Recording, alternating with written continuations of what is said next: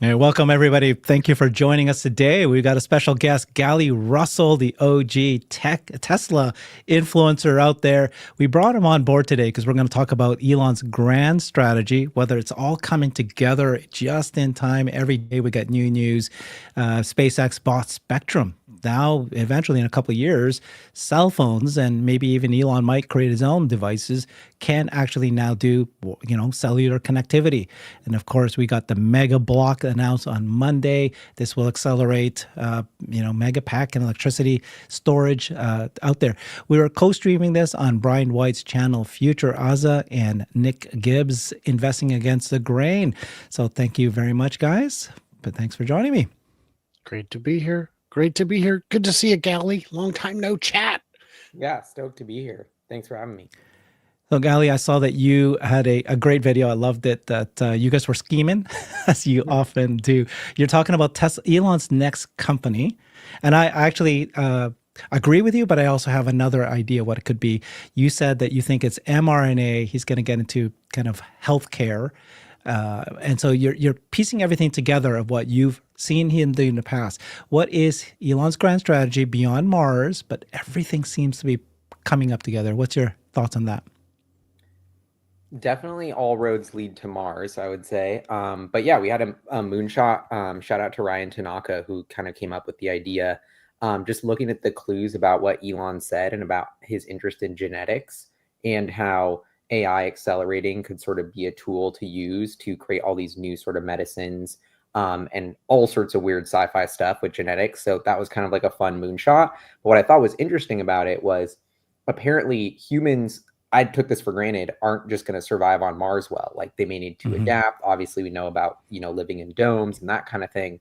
Even beyond that, to be able to reproduce on Mars, we're not sure if that could actually happen without some sort of like genetic, I don't know, altercation kind of thing. So that was just like a sci-fi crazy thing to see what, I don't know if it will happen, but it was fun to discuss. Yeah, I'm thinking energy generation with solar farms, which we're hearing, or maybe even space-based solar. And then the second thing is food. You need to grow food, right? So those are the two I think he'll create. But what was your thoughts on the buying of SpaceX buying Spectrum? It is so important that they spent $17 billion, 18.5 billion cash, and 8.5 billion in SpaceX stock. Whoa, why would you give SpaceX stock away like that unless this is so important strategically for them? Yeah, I'm actually curious what you guys think on this because it totally took me it caught me off guard. I don't know too much about how the Spectrum thing works, but to see SpaceX not only do the cash but actually like the stock that you're saying, like that's a super rare move for SpaceX to do and is I don't think they've ever made an acquisition like this of this type of capital, so it shows how important it is. But what's the puzzle piece that's happening here? Is this for the Elon phone? Is it really just for more high-speed Starlink? I'm curious what you guys think. Spectrum is a finite resource. There is very, very little of it remaining. If a company has already bid on it and received it, getting it back onto the market would be very difficult and not impossible. You have a use it or lose it sort of situation. And once it goes back on the market, it goes back up for bid. Who knows what the price could be? Starlink has a use for it right now. Nobody can use it better than them. Even before we start talking about Starship V3 SpaceX deployments, even just with Falcon 9, nobody is going to be in a position to use this bandwidth better than SpaceX. So it's worth whatever price they can pay for it. You want to jump in, Nick? Yeah, I don't have much more to add. I think Brian kind of nailed it. It's definitely only so much you can have. So you either buy from other people or you get up at bid. And there's obviously different bands of spectrum, but there's only so much that's really desirable for different type of connectivity. But it was definitely an interesting move. I still don't think that they're going to get into a cell phone game. I just highly doubt it. I think it would make more sense to be a new like internet provider, IDP kind of thing, or IDP. Sorry, I got something else on my mind. ISP? Yeah. But and then I think there's also more of a play with potentially Optimus and with moving robotaxis around the world. I mean, I think there's a whole. I don't. The whole idea of like a cell phone, I think, is us thinking linearly or just like the obvious thing rather than thinking what's after cell phones.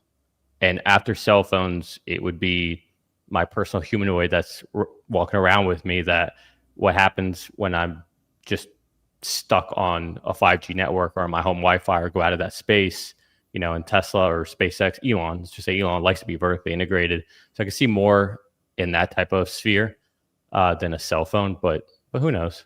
Maybe you do a cell phone to test out what you don't know. Another thing we could be seeing is, the synergy between the various companies. Robotaxi has use for a satellite phone. They could use a high-speed connection for when they're out of cell coverage and need a rescue. How is that handled now? Well, I imagine the geofence, they make sure it doesn't go down any roads that black out. They might have a Starlink embedded in the back of the car somewhere that we can't necessarily recognize. With the current cell to satellite connection, the bandwidth is very, very limited. This would give them an opportunity to use essentially a cellular connection to get more data to and from a robotaxi to unstuck it, as it were. I think that's a great point, right? So to what extent do you guys think that with the SpaceX buying the spectrum, how does it benefit me, the Tesla investor? Indirectly, if at all. I don't know. If at all, no. If at I all. think it's like massive. Well, It's then massive. share. What do you think, Gali? Yeah. Well, I think it's important that Starlink has always been seemingly a part of the Tesla story, but Elon's always kind of downplayed how important it could be. So I never really understood that because Adam Jonas is always, for years and years, has been asking about Starlink in vehicles and that sort of thing. And they've always downplayed it. So I don't know if it's like to us Tesla conspiracy theorists being like, oh, the SpaceX bandwidth is going to do Optimus and robotaxi, and we like connect it all, and really they're totally separate. Or maybe there is a play here, because I think like what Brian's saying, it's, whether it's cars or robots, when you have this deployed fleet of sort of intelligent beings, connectivity is hugely important.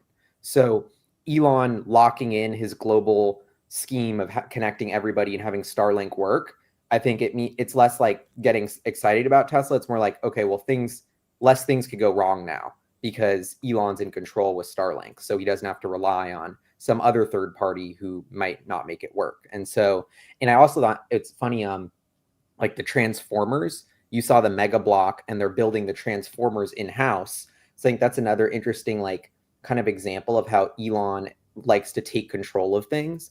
And I saw this thing floating around X that it's like, if it's 105% of the cost for 95% of the performance or something, and it's like outside of those bands, we're building it in-house. So if it's like, if we can't get a good, so I don't know if that's what's happening with the Starlink bandwidth thing. It's like, oh, well, we can't get the connectivity in the right way, so we're just going to build it ourselves, kind of.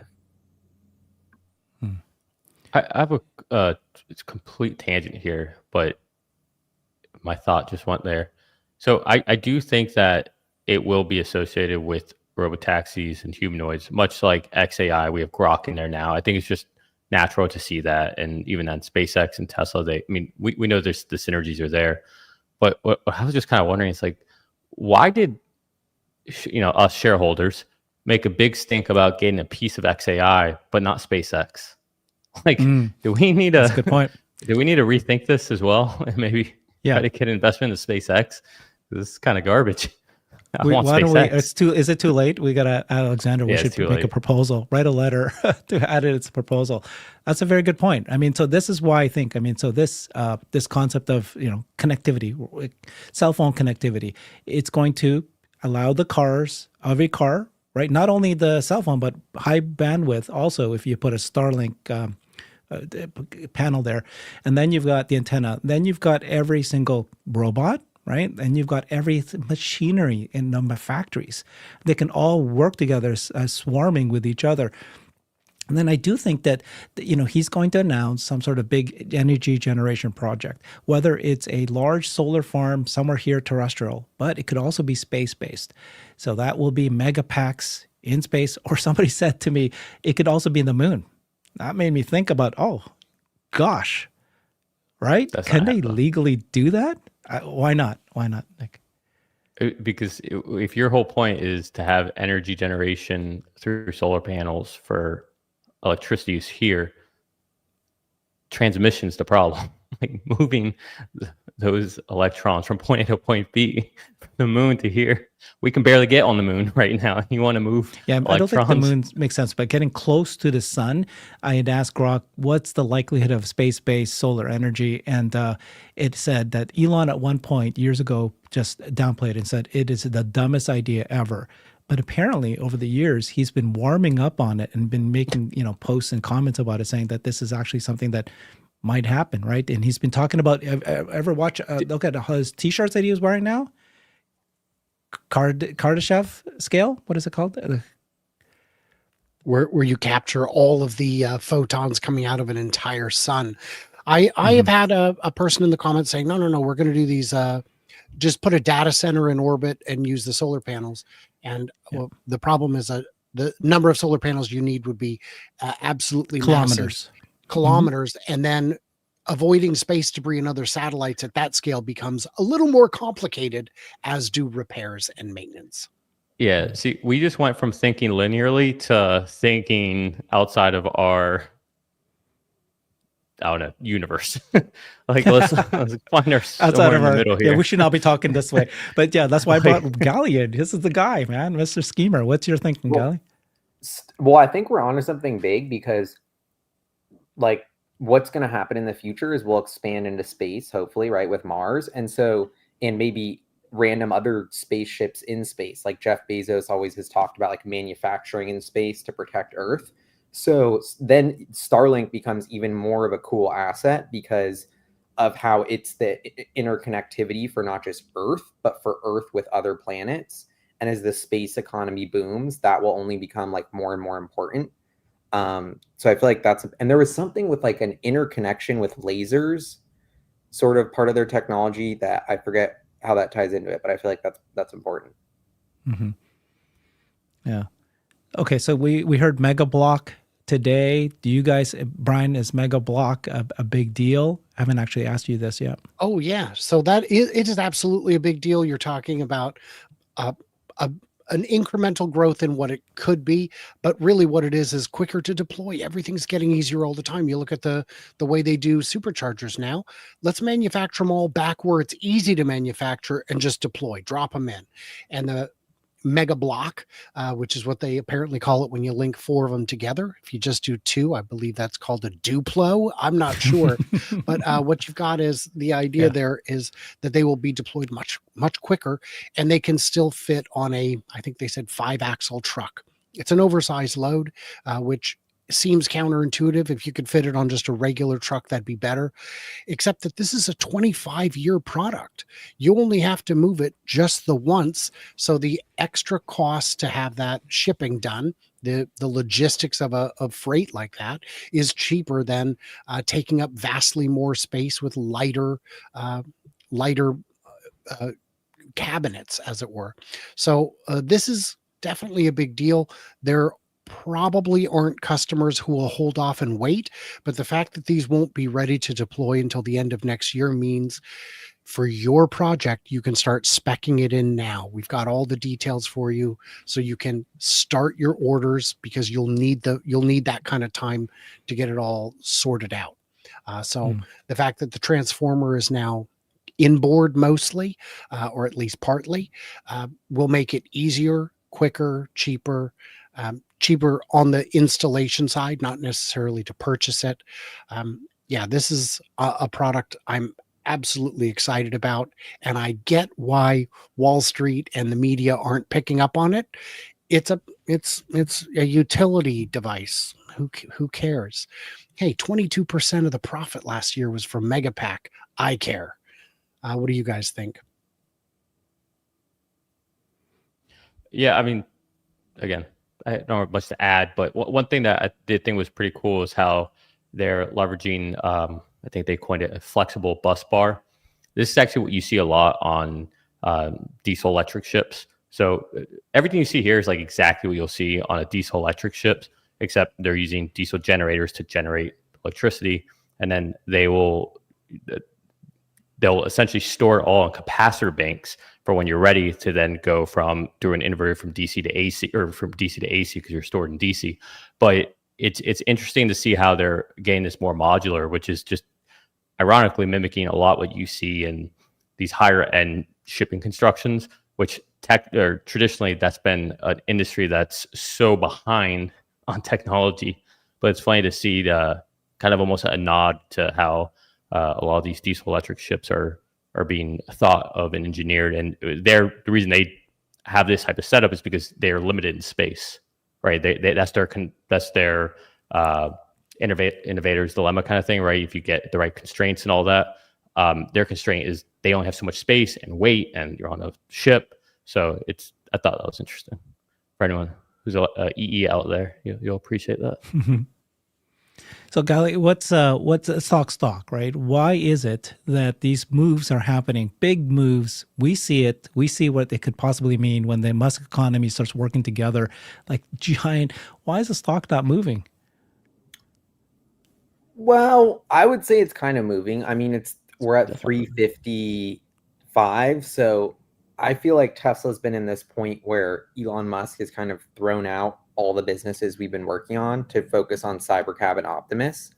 And so you've got this blob, like we're worth 1.2 trillion, but we have this blob of like 90 billion in revenue and then waiting for these new businesses to take off. So, I mean, I don't know. I'm like 12 times sales for low gross margin business that's not growing. The market's giving you massive benefit of the doubt. Like the market, I think the market's a lot smarter than people realize. And the market's like saying, we're pricing in a good chance of robotaxi working. We're pricing in a little bit of Optimus. Like that's already being factored into the story, I think, and has been for years. So I personally think Tesla's, I don't want to say like inflated right now, but it's a little bit like if Optimus gets delayed or Cybercab gets delayed, then you need Model Y and like the semi and the energy to start to offset that. But I don't know. So I just think Tesla's in this weird kind of like startup mode right now where they're like disrupting themselves essentially. And I feel like Elon's focus is like, is not like, it's just on Cybercab and Optimus, not really on like the existing sort of business lines. But I'm curious what you guys think about that. I think he said it at the All In podcast. He said most of his cycles, his mind is on the Optimus at this point. So that is the most important thing. Yeah. And that, I think he also said how hard it was, right? And so how many years is it before that generates revenue? Yeah. And so I think it's interesting that on one hand, like that's what makes Elon great. And that's why we're all invested in him, is like his willingness to do that. But I think that comes with a lot of volatility in the interim while they execute on Optimus. Like I wouldn't be surprised to see like either a run up really quick because everyone thinks AI is like going to change everything and Optimus is happening, or Optimus stumbles and the stock gets hit 30%. Like I think both of those are in the cards right now, just because of 50% of Tesla's value, let's call it, or more, is based on this theoretical Optimus Cybercab, which is a theoretical idea that just a little bit of nuance or emotion in the market can totally change. So I'm also curious, like I've been watching that Figure company. Like they seem to be, I am so confused by that company. I think actually Herbert might be an investor in them, but yeah, like on one hand, it's like seems too good to be true, but on one hand, they're making a lot of moves. So I don't know if that makes me think Optimus is slow or that they're vaporware, but and then there's Unitree, the Chinese company that just is going to IPO. So anyway, I'll let you guys take it away. But yeah, let me address that. So first of all, I think that Tesla does not and should not share what they're doing. Right? They're not going to share the Optimus 3. I personally don't think that they're going to share. They're going to show that this year. A lot of people think they're going to show it on the annual shareholder meeting November 6th or maybe at the end of this year. I think they don't need to. And I think that they should only show the Optimus 3 version 3 when they actually have production line already in place. There is zero need for them to share that because everyone is going to copy them, and they don't need to do any of that at this point, right? And that's why you're seeing 2.5. So I have in no way thinking that Tesla is so far behind compared to competitors because they're dropping demo after demo of demo, but Tesla's not, right?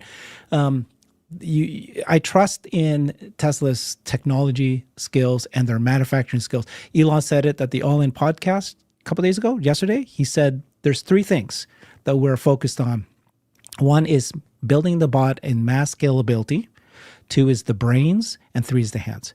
And he said that if you take a look at all the competitors out there, they don't have those three. That's what matters more. Okay, so let's give Elon and Tesla that benefit of the doubt. They know what they're doing. The Chinese companies, you see them making these bots or doing demos. At first, they all can run and they can do drops. You haven't seen the dexterity of the hands. They didn't really focus on hands. Many times they have pinchers or, worse yet, just little fists like this, and they're boxing away and all that. That is not in any, it's like, okay, that's one thing. And the other thing that they haven't shown is mass scalability of those things. They can produce 1,000 of them. They're all prototypes. Doesn't mean that they've built that in that way. I don't know yet where their progress is in brains and hands. Again, those are the things that might matter. So I might actually go to China in January with Dr. Scott Walter, and we might do a little visit of Chinese robot companies to really find out where they truly are. But at this point, I haven't seen anything that says, again, never underestimate them, and they move fast, so I'm not going to ever underestimate them, but I'm not thinking that they are leaders compared to, Figure and all that. With Figure, they're, again, a lot of the Tesla community say this. They go, they are a fraud. The question I want to ask anybody is, when is a fraud no longer a fraud? So they were a fraud when they just created a prototype. They're a fraud when they've created a factory, but they haven't produced anything yet. They're a fraud until you actually sell their product to customers. Until then, you're still a fraud. But then once they start selling to customers, then what happens? So, the progress is what matters. And are they getting the money? And part of the reason why Brett Aka says this, what he says is that he needs to get a lot of money to build this. He's going big time. It's not just a small play. This is a massive, big play that they're making. You need to have billions and billions and billions of dollars. You need to have 3 factories. You need to really invest heavily. This is very expensive. So you need to raise the money. Now, whether or not he can't transform that, he can create a truly, viable product or not, don't know yet. But again, I'm of the mind that there will be many different humanoid robot companies that will succeed. Many of them will die, just like the EV industry. But unlike the EV industry, the margins are much, much bigger than the EV industry, which is razor thin. And the use cases is infinity versus one. EV industry has transportation to get me from point A to point B. Robots is almost infinity use cases. So there's ways to pivot. So I think there's going to be many, many winners, many, many successful companies in the humanoid robot companies. So I don't think that Figure success means that Tesla is going to, somehow. I don't think that the two of them will compete for the same customer for 5+ years, in maybe even 10 years. Like, the market is so massive. By the time Tesla's making 100 million robots, does that mean Figure can't sell 100 million themselves? I don't think so. I think that they can both just exist on their own and survive both. That's my theory. Tesla has 2 unique advantages over anyone else in the robotics space. The first is their ability to recruit. When you look at the surveys of STEM graduates year after year, the number 1 and number 2, and sometimes they flip, are Tesla and SpaceX. That's where the graduates want to go. You get the cream of the crop, you get the pick of the litter, you get whoever you want to work in this space. I've met some of these people. I've talked to them about Optimus 3.0, and they are very tight-lipped, but they are very, very excited. The second advantage they have is Tesla's already a manufacturing powerhouse. When we saw early Autonomy Day demos, which were for the robot, they showed crash test footage Crash, of course, you're going to feed it into the crash test software. You have the software, it already works. You know, the competition looked at that and said, that's what we missed. They never thought to put it into a crash test simulator. They would just overbuild the heck out of it, hope it's enough. And in some places it is, in some places it's not. You get some stupid breaks, and a lot of it's way overbuilt. That's a way of thinking. Now, if you and I, if my company and Tesla today both perfected the humanoid robot, which one of us can actually manufacture it? I could start hiring people, I guess. I could get a factory. I could try and find the expertise to mass produce, but I'm never going to catch up. I'm never going to, even if my design is better, Tesla will be able to produce at a fraction of the cost because they know what they're doing. They know how to manufacture all the different parts. They know casting, they know stamping, they know all of it. So this is a huge advantage that I think a lot of people are absolutely overlooking. Yeah, I like that point. And then I was also thinking, Wes, one thing to add into the conversation is the new pay package for Elon. I think that's so important to getting him to like push through and follow through on Optimus. So I'm super excited that that's on the ballot, but it seems like that still needs to pass and like get locked in. So I feel like that to me is almost the biggest risk for Optimus right now, is if that pay package doesn't pass.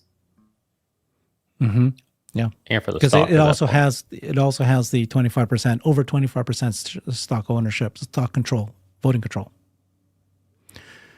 Yeah. To what extent do you guys value, as investors in Tesla, value the Musk economy versus just Tesla?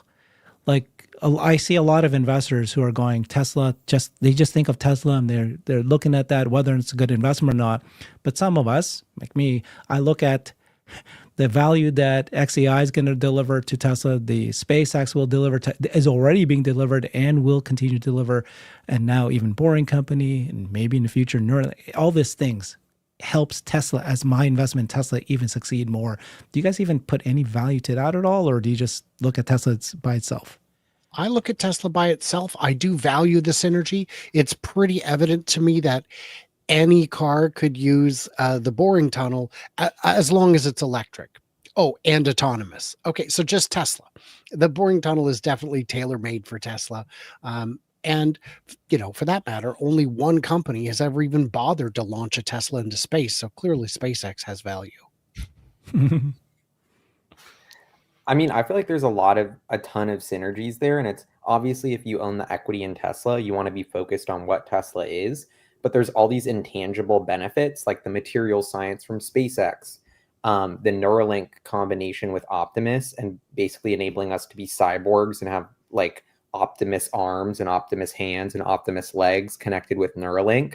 Like, those are just such crazy sci-fi things that it's like you needed a new company to innovate, to partner with, to do Neuralink and Optimus. So I think there's a huge intangible benefit to the Elon Musk empire, but it's like a little bit intangible, but I don't know. I think it's good. And it's like when the Elon economy wins, I feel like that's good for Tesla, even if it's indirect. But intangible. Yeah. So you're not going to put any value to Tesla stock. Well, I think it's worth the premium on to Tesla stock for sure. Like, it's the Elon Musk premium that comes with him. That with any company he starts. It's like, well, he's never had like a down round. He's done like 100 financing in his career. They've all been like insane investments. Like, he has unlimited people willing to fund him, and I think he's earned that. So, I buy into them. I'm still holding all my Tesla stock, even though I think a huge part of it's the Musk premium. So I guess, I believe in it. That's the better way of saying it. That's the Musk I like premium, it too. Because even if all things stayed equal with the current collaboration, everything that exists, but you take Elon out, I don't think you have the same effect. So all those network effects you're talking about, Herbert, is almost like a second. It's like the wrong layer. Elon is the main point there that ties all that together. I mean, him deciding to create XAI is a huge value to Tesla. It's the brains of the robots.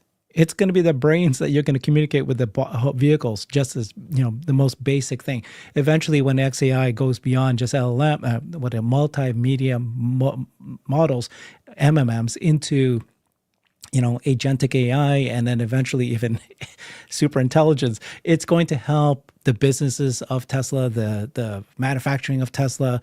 How many cars can you produce around robotaxis, cybercabs can you produce? It can improve that efficiencies using this artificial superintelligence. So if he hadn't done that, yes, we would partner with ChatGPT or some other partner out there, but it's not the same. That would not have happened. So Would I not have a hot partner with take for Sam. you guys. Are you ready What's for that? this? Okay, ready for your All right. hot take. Yeah.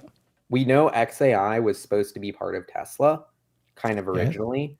Yeah. So Yeah. the more unpacking of this, I'm like, in some, and I don't know if this is a perfect analogy, but in some ways, XAI is Dojo because it is the world's biggest supercomputer. And the whole expertise of building these massive supercomputers and data centers Went there. And so to me, that's like what doesn't get said. But yeah, I don't know. It's just an interesting kind of dynamic. So I think now you have, at first, when I was pitching like Tesla should buy XAI, it was like, oh, we could buy 10 to 20% of XAI with 5 to 10 billion because they're worth like 20 to 40 billion. But now they're worth 110 billion. So Tesla putting in 5 to 10, like we just can't buy the same amount. We're just going to, instead of like owning a majority chunk of XAI, we go to like this fractional ownership that isn't going to mean much. So I think that's kind of a little bit of a bummer, is in the time that it's taken to get this deal done, which is another reason I hate the Delaware judge, is it's caused all these issues. And then so I think from Elon's perspective, it makes so much sense to like inflate the value of XAI before the grand merger, because I think that's like the grand scheme is eventually if everything, but his ownership of XAI is higher than his ownership of Tesla. So the higher the XAI's price relative to Tesla, if they ever merge, you're incentivized to like have XAI be more valuable than Tesla, so he can have more ownership in that combined entity. So I don't think there's like he's having some like secret behind the scenes scheme to do that. But it's just so interesting to me that that's what's played out here, is like this Delaware judge has like forced like a cap on Tesla, and then it's like that innovation like spurted out into XAI because they were like, all right, we won't deal with that. And so I don't know. That's just a crazy conspiracy theory that me and my friend Julian always talk about. We were like, XAI is Dojo. And I've wanted to tweet it, but I'm like, it's going to be misinterpreting. But That's fantastic. So let me set the stage here. I'm going to put the two of you guys right up in front of each other. I just realized we have Gali on one side and we have Nick Gibbs together on the same show today. So Gali was the very first person, I think, well, maybe one of the early ones, who actually recommended and said, hey, can Tesla invest in XAI, right? You said that early. Yeah, correct? And Elon even replied to it. So okay, so you did that early, and then we got Nick, who I don't know if you've changed your mind, Nick, but earlier this year you said XAI should not be, Tesla should not invest in XAI, or XAI is just a commodity or something like that. And do you still believe that? So what I actually said, what I disagreed with, was that Tesla should buy XAI. I thought that was a bad idea because that would essentially take all of our capital, or it would mean we had to come up with new debt. And I didn't think that was smart, especially for a company that right now, in my opinion, there's nothing special that XAI has done to this date that Tesla could not do. Meaning all they've done is make an LLM. That's it. At the end of the day, like it's at the end of the day, if you're really being honest, XAI is a Me Too company right now. That's it. They're Me Too of what OpenAI has done, what Anthropic has done, what Minstrel has done. And it's great. Like I only use XAI because I don't trust the rest. And personally, I do think it's better, mostly. But I do not think it would have been smart for us to buy them, because even if we bought them, that would screw over XAI, because then they can't keep coming up with rounds of investment to buy more data centers. And we obviously don't have the capital as Tesla, as a company, to do that. So it complicates things. What I said was an investment makes a lot more sense, because then they still have the ability to go back to the capital markets. We get a piece of it. And if XAI becomes just nothing really, and everything becomes airy because it's the who can charge the least amount for a token as everyone tries to get market share, well, then we're not out that much as Tesla investors. So I thought it was a win-win, and it still gives a backdoor to be able to share resources and cross-pollinate, right? We don't have to have these issues that people were worried about when, the Tesla employees went over to Twitter at the time to help and look over the shoulders for all developers. So it cleaned things a lot more.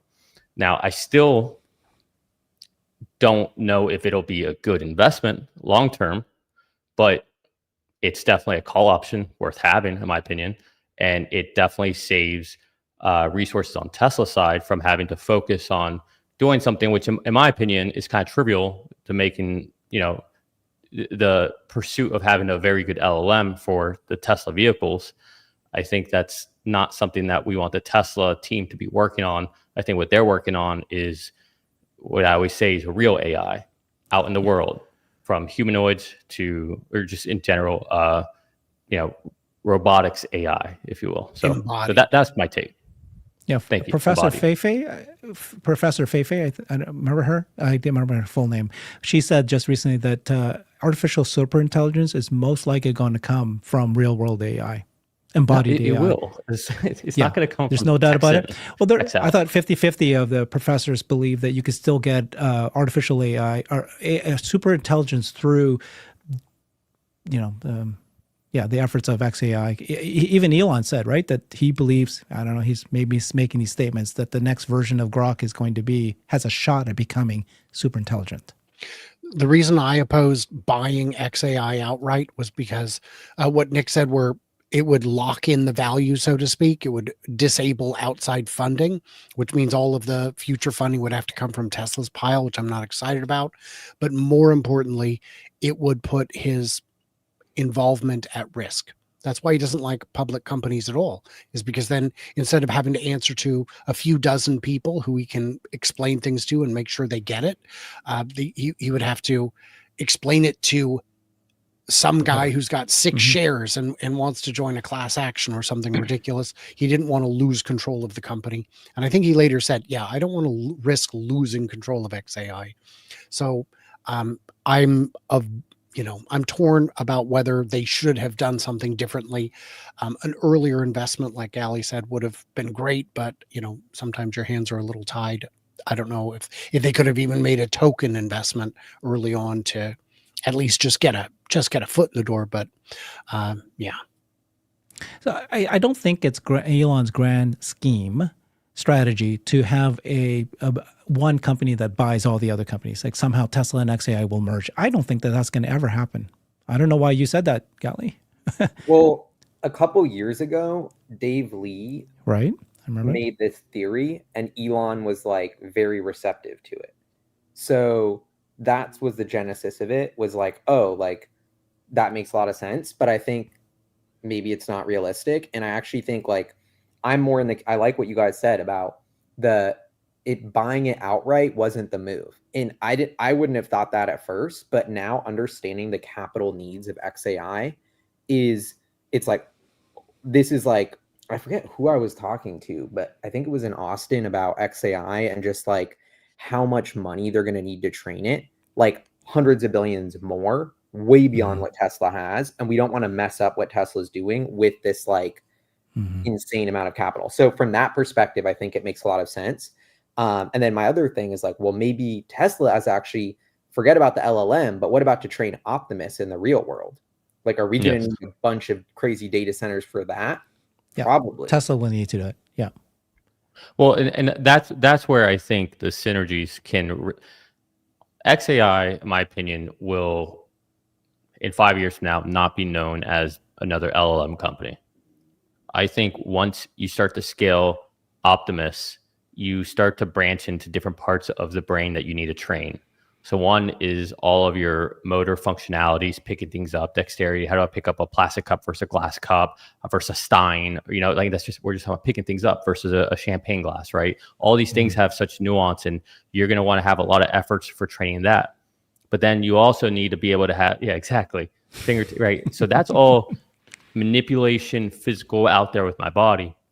But then understanding contextualizing someone's tone, how they're speaking to me, what do they mean by this? What's this colloquialism they're saying, right? I think that's where XAI is really going to be able to come in. And that's when XAI will start to differentiate itself, because it will all of a sudden have this new repo of data that no one else is going to be able to have. And that is the moat right now, is unique proprietary data, whether it's because you're in a company, only your company has that, or because it's so difficult to get that no one else can get it, right? And that's why FSD is the best, because nobody else has vehicles out there capturing data. It's not like the data is proprietary, no one else can get the data. They just don't have the means to get it. And so that's where XI will set itself apart. And that is the point where we worked on the brain for Optimus. And I think that's where this ends up going. And so you'll have two different teams work on two different problem statements, which is essentially how our brain is made up. So simplifying it, obviously. Wow. That's fantastic.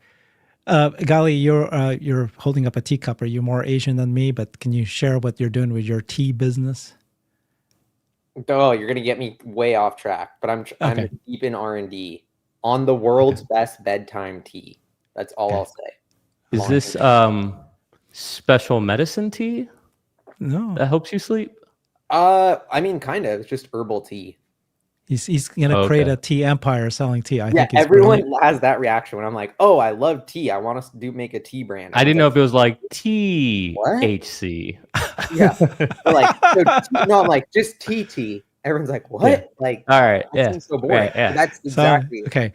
So Brian, you're a humanoid, right, Brian? So as far as I know, this is this is my thing I use to drink my coffee. How do you use this? How do I use it? You push the button. Yeah. I don't. I open it. I don't. On how do you all open those, it? How would you use it to drink? I would unscrew the top and drink. I don't use the buttons on those. The cleaning is. So this is a button. You have to press the button for you to drink. The reason I'm doing this is that, when Nick was talking about it, would a humanoid bot know how to do this? And would they be able to figure it out just by, some of us were smart enough. Like Nick looked and saw that there's a thing here that you can press. You know what I mean? Excited. That was a challenge. I thought it was more of a philosophical question. I always unscrew the bottles rather than go through the sippy cup way, because I'm a grown ass man.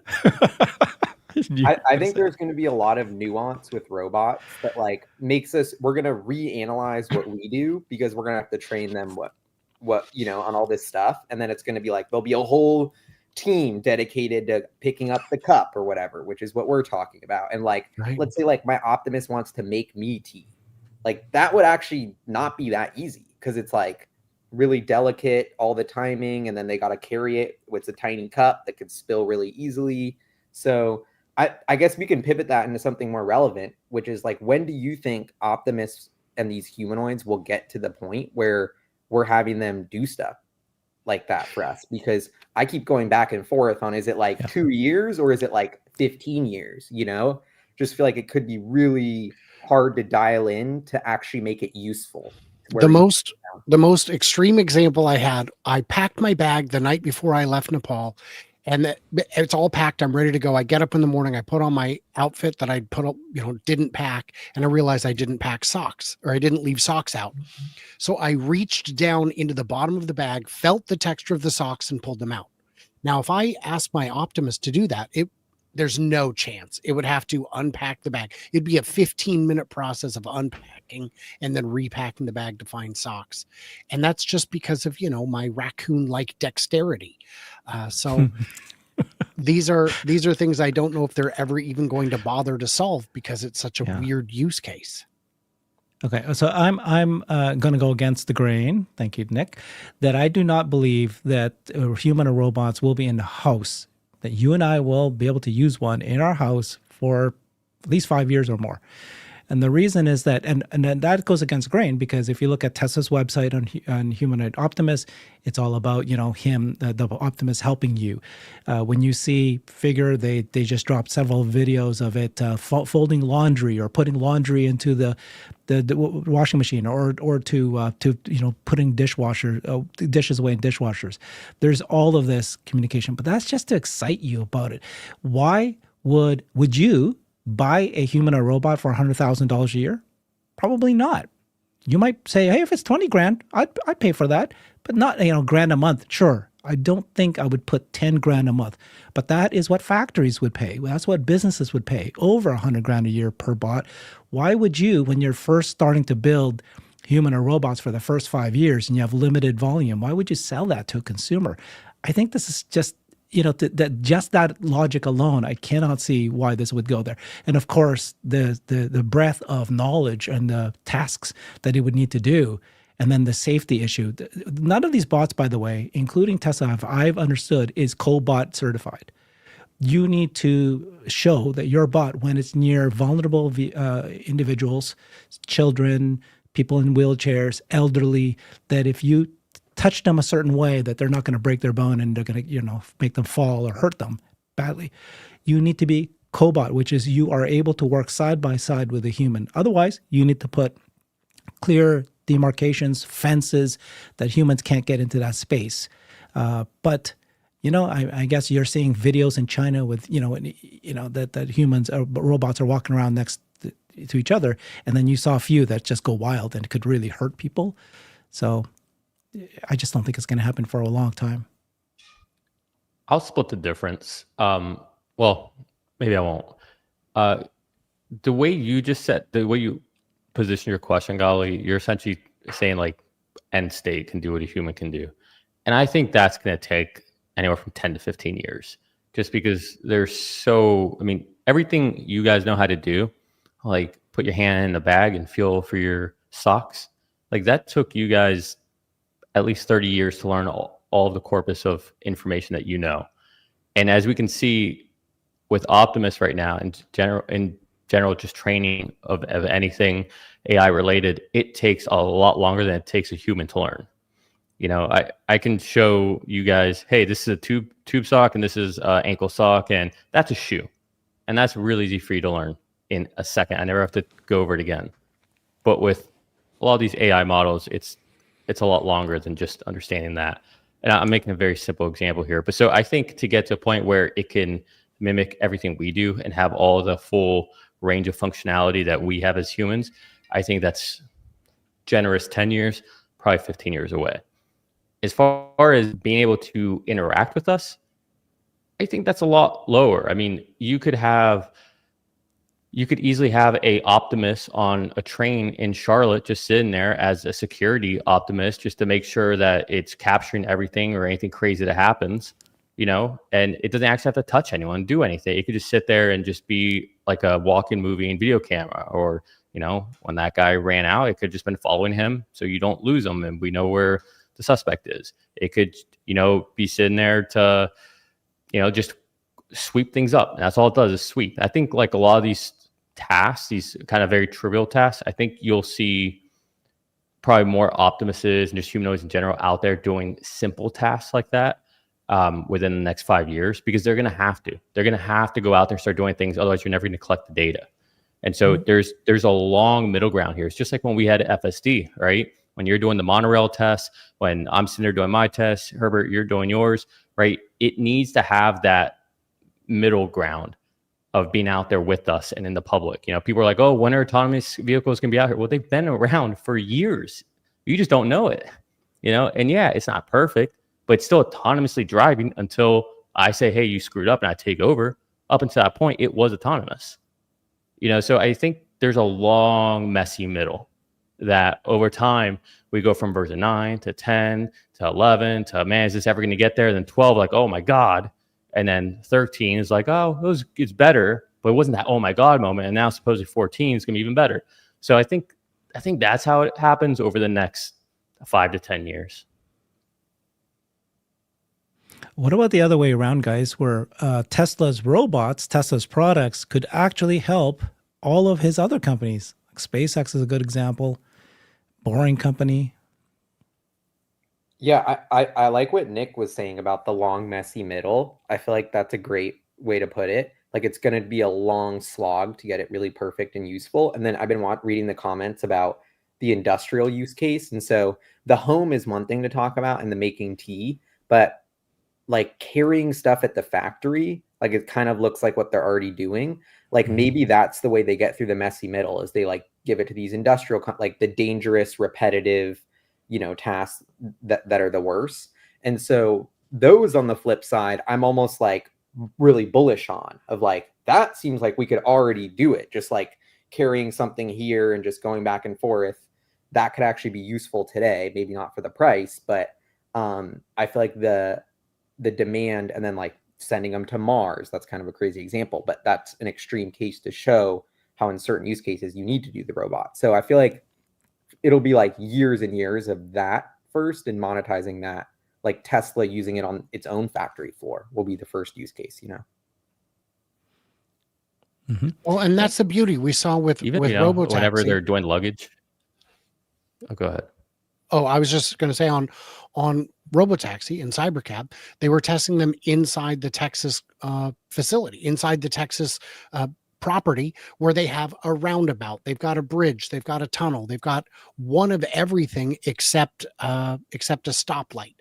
And that allowed them to have a large, real environment filled with people who are already employees. There's no vulnerable people, there's no pets. It is as close to a real, true external environment as you could get. And Tesla and affiliated companies own so many different workplace environments in which it could test. Mm-hmm. Yeah. And I'm not saying that Tesla would not send a robot at our houses. I think it could be like what Nick is saying, very similar to the FSD, where there would be select people being able to train it and help it.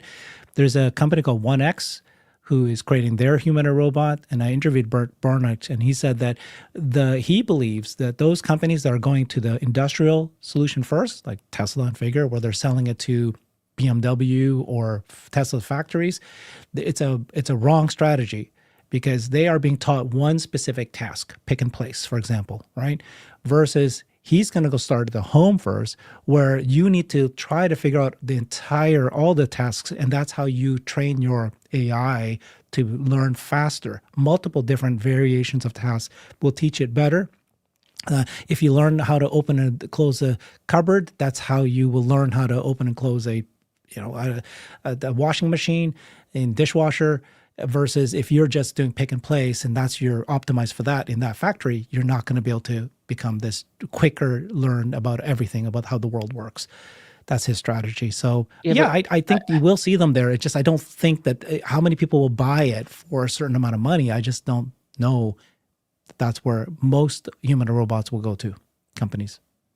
I wouldn't trivialize being in a factory though, to just pick and place. I mean, you can, maybe you're the one stocking up the break room with coffee and tea. You have to open up the cabinet to put everything in there. Maybe you're the one that's making the pot of coffee every day, right? I mean, like there's still all these human environments that you can still use Optimus in. True. I did want to say as a reminder, this is the time in the hour when I generally dip out. Gally doesn't know this, but I do an after show Q&A where I address things that came in during the comments on the show.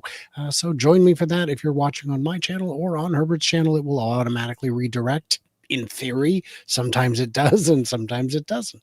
And Gally, a pleasure to see you as always. If you ever need any help or feedback or input, my door is always open, and a pleasure seeing you.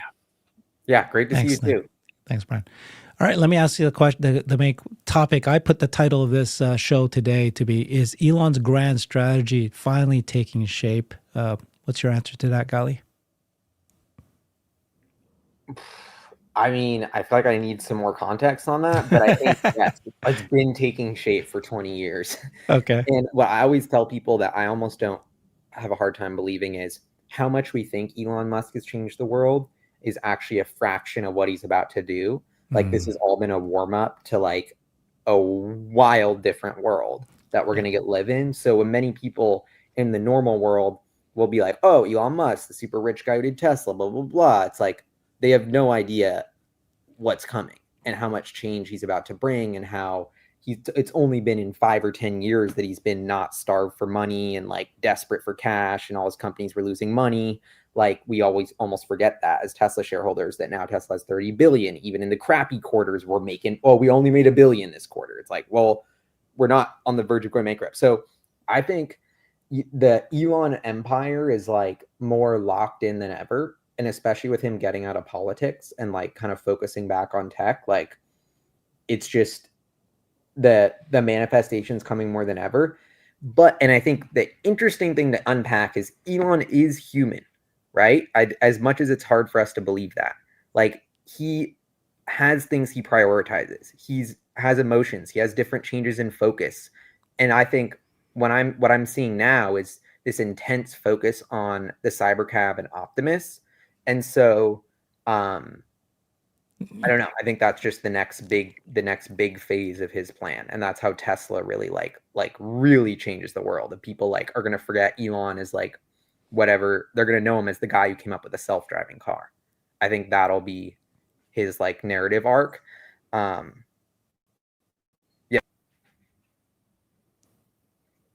So I want to throw out an analogy because it's kind of interesting. We just said there, Gali. Think of it this way. Elon is 58, 60. How old is he?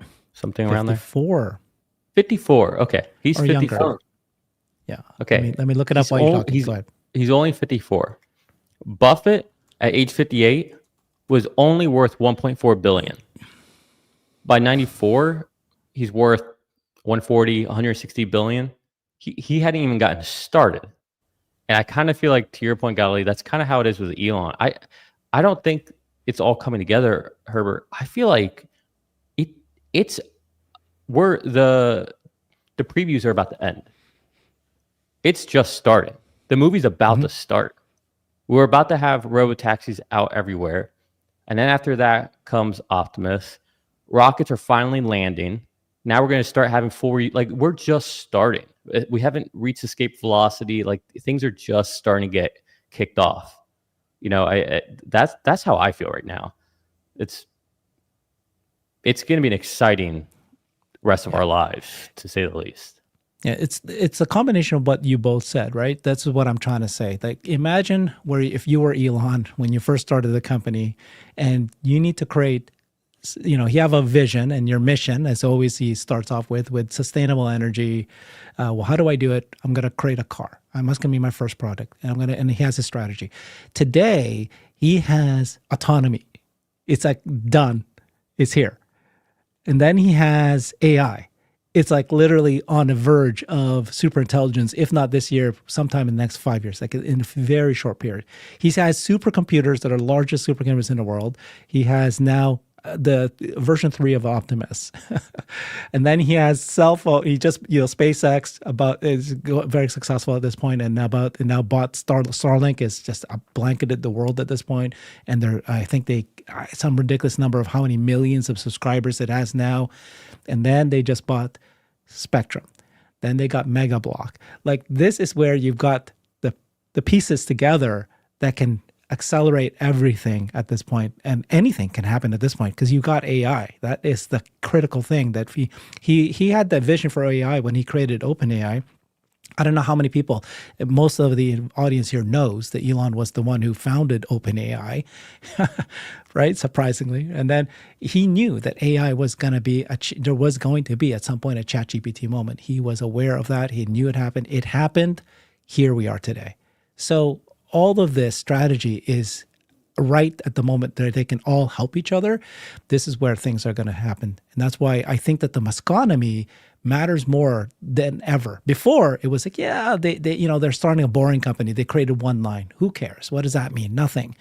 Eventually, it will come to your mind. Like even Neuralink. How does Neuralink help Tesla? Like, yeah, there's going to be ways that's going to happen. I like it. I'm seeing your vision, Herbert. I listen to you, dude. You're the one that schemes about the future all the time. I want to spend more time with you. Yeah, well, thanks for having me on the show. Really appreciate it. Great. Yeah, we're gonna have to do our own collaboration soon. Yeah. So Gali and I have a bet, don't we? The bet is that if the end of October 3rd, we should know how many cars Tesla sold. If it's under 500, what is it? If it's under 500,000, you owe me a beer. If it's over 500,000, you owe me a beer.